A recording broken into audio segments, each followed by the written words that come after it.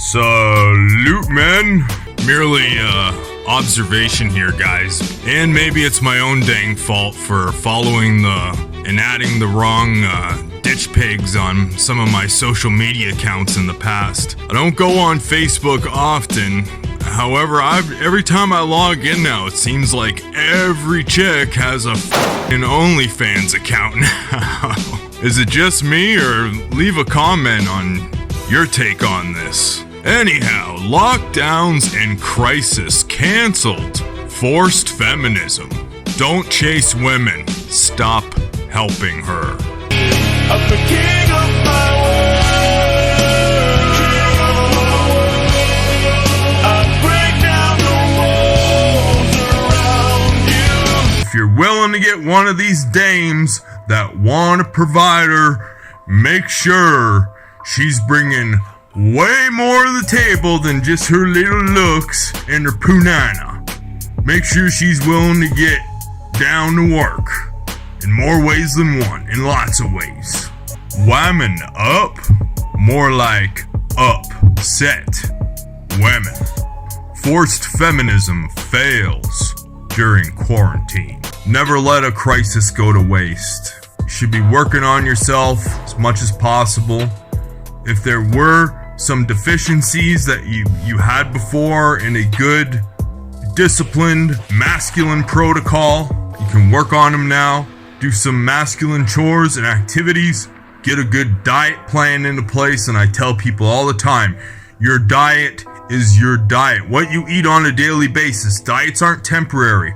I've been on a specific diet for a long time, and that's my diet. My diet's my diet. It's what I eat every day. I've got a specific list of stuff I always buy. Diets that are temporary will fail. Diets you can stick to for life are for life, and you will succeed. And if you are watching stuff right now, make sure it's not the TV. Make sure it's not the main networks. It's cool if you watch YouTube. Try to limit the entertainment videos to a minimum. A little rule of thumb is that if it's not a video worth taking a few notes on, it's probably not a video worth watching that's expanding your mind. Hopefully BBD's videos make you want to take notes once in a while. And keep the fear tube, the tell lies to your vision off. Audiobooks are great too. If I was getting senile and weird and absolutely did want to get married, I wouldn't do it with a contract. I would do it with God as a witness. If I wanted to, I would invite some people. There'd be no piece of paper, say some weird epic in the presence of God, and that's how we'd be married. And given, even under those circumstances, I'd have to be senile and extremely crazy to even have that kind of marriage. Us red pill men are high value men, and we show them what high value men are all about. And we have specific standards they must adhere to, or else they're gone. Because if they want to give up on their feminist dream and not feel motivated or not be able to use their little Bachelor of Arts degree or their social studies bullcrap, and they want a more traditional thing, we're gonna have to remind them what the traditional thing is all about. Because I'll tell you one thing, traditional, old school arrangements weren't a frickin' fairy tale Prince Charming dream like they might think it is. She better be dolled up and looking sexy all day long. Cause that's what the traditional stuff was all about.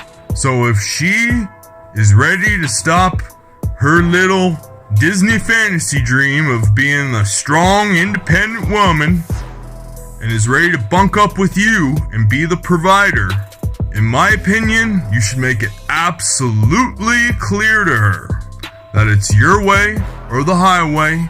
You basically have to make her as submissive as possible. And if not, the door is right there, lady, with scooping up a broad in these times. A broad that does want an old-fashioned provider. However, it should be made absolutely clear to her that she has to have qualifications to bring to the table. If I were a lot older and I was seeking companionship from a younger lady, and that's the thing you always got to keep in mind, guys, never forget that you can scoop up these broads, these younger girls, at a much older age. Don't ever think she has to be the same age as you.